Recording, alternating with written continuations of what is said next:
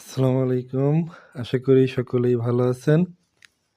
তো আজকে আমরা ভিডিওতে আলোচনা করব ধারাবাহিকভাবে বিভিন্ন মেডিকেল কলেজের পরিচিতি। তো আমরা এখানে সরকারি মেডিকেল কলেজ এবং বেসরকারি মেডিকেল কলেজের তালিকা অনুযায়ী বিভিন্ন পরিচিতি দিচ্ছি।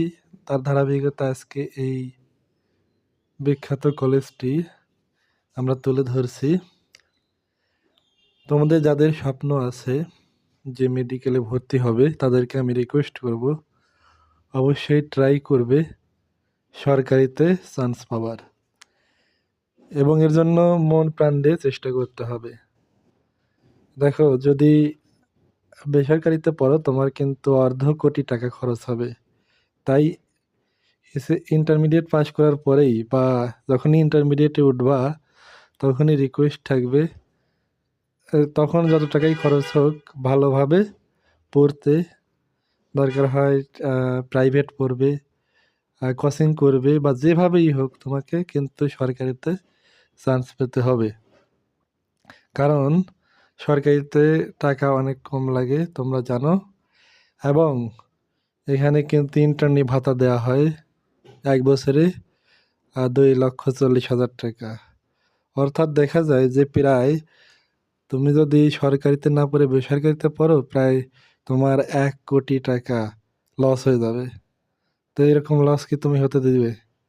তাই যারা পারবে এসএসসিতে পড়ছো সায়েন্স নিয়ে বা ইন্টারমিডিয়েটে পড়ছো, ভবিষ্যতে ডাক্তার হওয়ার ইচ্ছা আছে, তাদের কাছে একটাই রিকোয়েস্ট থাকবে যে তোমরা যে করেই হোক সরকারিতে যেন চান্স হয়, এই চেষ্টাটা করবে। বাই চান্স কারো যদি সরকারিতে না হয় তাহলে সেক্ষেত্রে বেসরকারিতে মেধাবী ও দরিদ্র কোটা থাকে, সেখানে চান্স পাওয়ার চেষ্টা করবে। কারণ ওখানে চান্স পেলেও অনেক টাকা কম খরচ হয় এবং সরকারি মতোই প্রায় খরচ হয়। তো সবচেয়ে বড় বিষয় হলো যে বেসরকারিতে কিন্তু তোমার 1 কোটি টাকা লস হয়ে যাবে, সেটার খেয়াল রাখবে। আর যারা কোনোভাবেই কোনো লাইন করতে পারবে না তারা ভুলেও কখনোই বেসরকারিতে ভর্তি হবে না। তাদেরকে আমি বলবো যে আমাদের এমবিবিএস সমমানের কোর্স আছে, সেটা তোমরা করতে পারো। ফার্মেসি লাইসেন্সের কোর্স আছে। এছাড়া আমাদের 6 মাস, 1 বছর, 2 বছর, 3 বছর, 4 বছর মেয়াদি প্যারামেডিক্যাল কোর্স আছে, সেগুলো করতে পারো। এগুলো করে মোটামুটি তোমরা তোমাদের মেডিকেল ভর্তির স্বপ্নটা একটু পূরণ করতে পারো, অর্থাৎ এই লাইনে কাজ করতে পারো। এছাড়া অনেকে আছে যে আইএসটিতে চান্স পায়, অর্থাৎ ম্যাথসে 4 বছর মেয়াদি, ওখানেও টাকা পয়সা কম খরচ হয় এবং ওখান থেকে ভালোভাবেই শিখে আসতে পারবে। তো এখানেও তোমরা ভর্তি হতে পারো। তবে সর্বোপরি তোমাদের যে চয়েসটা আমি দিচ্ছি, চয়েস লিস্ট, তোমরা যদি ভালো স্টুডেন্ট হও তাহলে সর্বপ্রথম এসএসসিতে প্রাইভেট পড়ে বা যেভাবেই হোক বা বিভিন্ন সহায়তা নিয়ে তোমরা এসএসসিতে প্লাস পাবে। দ্বিতীয় ধাপে এসএসসিতে যারা প্লাস পাবে তারা ইন্টারমিডিয়েটে ভালো করার চেষ্টা করবে, ইন্টারমিডিয়েটে যেন প্লাস পাও, ঠিক আছে? ইন্টারমিডিয়েটে প্লাস পাওয়ার পরে তোমরা কোচিং করবে। এখানে একটু টাকা পয়সা খরচ হয় হোক, কিন্তু কোচিং করে যেন সরকারিতে চান্স হয় সেভাবেই পড়বে।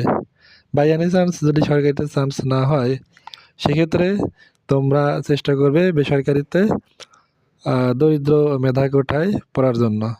বাই এনি চান্স এখানেও যদি তোমাদের চান্স না হয় তাহলে ভার্সিটিতে ট্রাই করবে বা সেকেন্ড টাইম দিবে, সেকেন্ড টাইম পরীক্ষা দিয়ে চান্স পাওয়ার চেষ্টা করবে, অথবা কোনো ভার্সিটিতে ভর্তি হয়ে যাবে, সেখানেই জীবন নির্বাহ করবে, এটাই ভালো হবে। কিন্তু ভুলেও আবারও বলছি, কোনো ধরনের বেসরকারি মেডিকেল কিংবা প্রাইভেট ইউনিভার্সিটিতে ভুলেও ভর্তি হওয়া যাবে না, তাহলে সারা জীবন আক্ষেপ করতে হবে। এবং তারপরে যদি তোমরা তেমন ভালো স্টুডেন্ট না হও কিন্তু ডাক্তার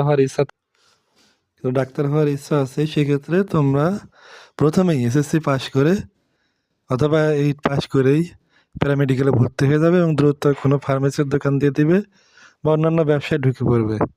কোনোভাবেই মোহে পড়ে থাকা যাবে না যে আমি অত শিক্ষিত হব, এসব মোহে পড়ে থাকলে বিপদে পড়বে, ঠিক আছে? তো সবার জন্য শুভকামনা, সবাই বিভিন্ন লাইনে এগিয়ে যাও নিজেদের মতো করে। আসসালামু আলাইকুম।